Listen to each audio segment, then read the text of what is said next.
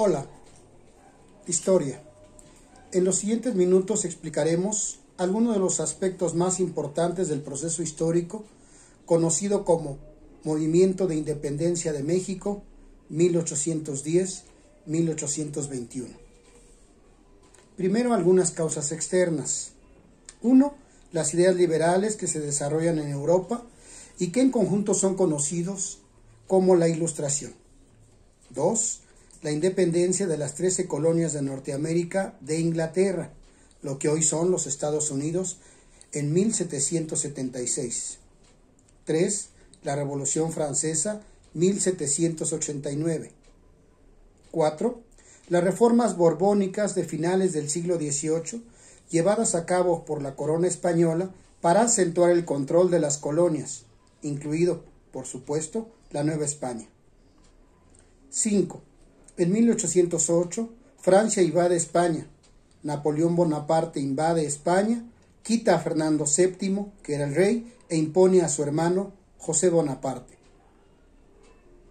Dentro de las causas internas mencionaremos dos: la miseria, la opresión, la esclavitud en que se encontraba la mayoría de la población de la Nueva España. Recordemos que México fue conquistado por los españoles en 1521.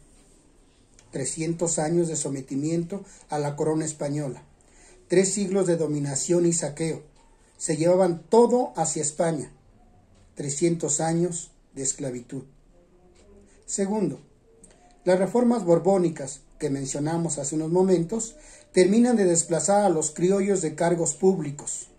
Como ustedes saben, los criollos eran hijos de españoles pero ya nacidos en México. Pues bien, a los criollos no se les permitía ocupar cargos importantes en el gobierno.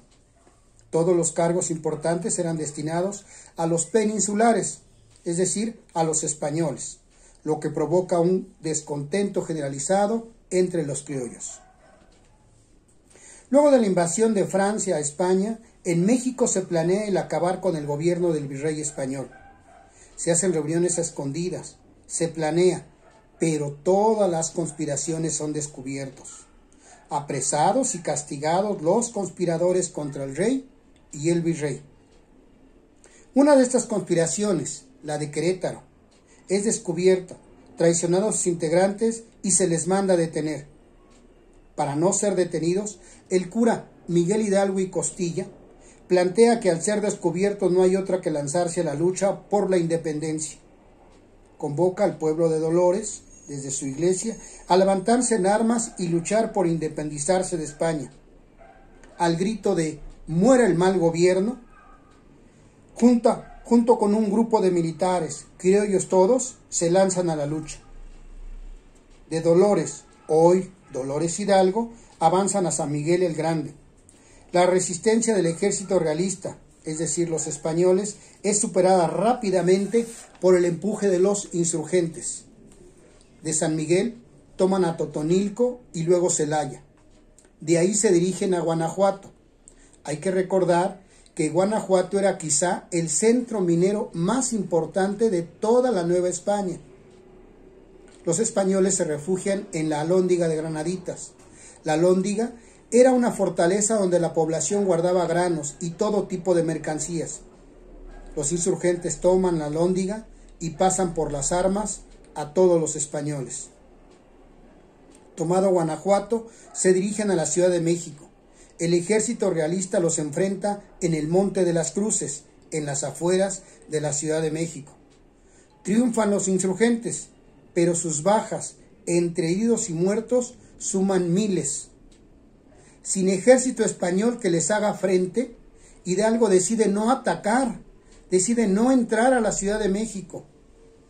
Aunque hay fuertes discusiones entre los jefes militares del ejército insurgente, se deciden regresar a Valladolid, lo que hoy es Morelia, capital del estado de Michoacán. El 7 de noviembre de 1810, los insurgentes son alcanzados por el ejército realista, que se ha reagrupado y son derrotados. Con la derrota a cuesta, Hidalgo y su ejército llegan a Valladolid. De ahí, avanzar a Guadalajara. En esta ciudad, el 6 de diciembre de 1810, Hidalgo declara abolida la esclavitud en México. El 16 de enero de 1811, nuevamente se enfrentan los ejércitos en la batalla de Puente de Calderón. Vuelven a ser derrotados los insurgentes. Esta vez es más grande el descalabro, así de que deciden ir hacia el norte para reagruparse y para comprar armas en Texas. Sin embargo, son traicionados por un tal Ignacio Elizondo en la población conocida como Acatita de Baján, Coahuila. Los jefes insurgentes son capturados y fusilados. A Hidalgo, Allende, Aldama y Jiménez se les corta la cabeza, y estas son expuestas en las 4 esquinas de la Alhóndiga de Granaditas como escarmiento y advertencia a los que se sumen a la lucha. Hasta aquí la primera fase de la independencia. La segunda fase es encabezada por el cura don José María Morelos y Pavón. Abarca de 1811 a 1815. Morelos es acompañado, entre otros, por Hermenegildo Galeana, Mariano Matamoros, Leonardo Bravo, Nicolás Bravo y quien va a ser muy importante, Vicente Guerrero. Morelos en su primer campaña toma Chilpancingo y Tixla, en lo que hoy es el estado de Guerrero. En su segunda campaña, que abarca los años 1811 y 1812, toma las ciudades Chiautla, Izúcar, Cuautla y Tasco. Conocido como el Rayo del Sur, Morelos en su tercera y cuarta campaña, que abarca de junio de 1812 a octubre de 1814, toma las ciudades de Tehuacán, Orizaba, Huajuapan, Oaxaca y Acapulco.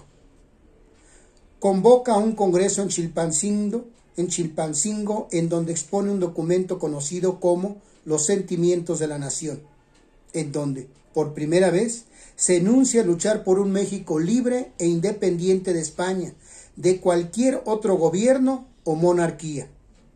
Además, por primera vez se plantea que la soberanía no reside en el rey, sino que la soberanía es responsabilidad del pueblo. ¿Qué es la soberanía? La manera en que se deciden los destinos de una nación. Morelos planteó que la soberanía recae en el pueblo y es él el que debe decidir los destinos del país. Los españoles todo este tiempo se dedican a atrapar a Morelos. Lo acosan, lo acorralan. El 5 de noviembre de 1815 es atacado y capturado. Es conducido preso a pie hasta la Ciudad de México y luego fusilado en San Cristóbal Ecatepec. Hasta aquí la segunda fase. La tercera fase pudiéramos denominarlo como de resistencia. Ya no hay un ejército insurgente. En cambio, hay una serie de guerrillas que atacan, hostilizan al ejército realista. Los guerrilleros atacan y se repliegan, y si es necesario, desaparecen en las poblaciones.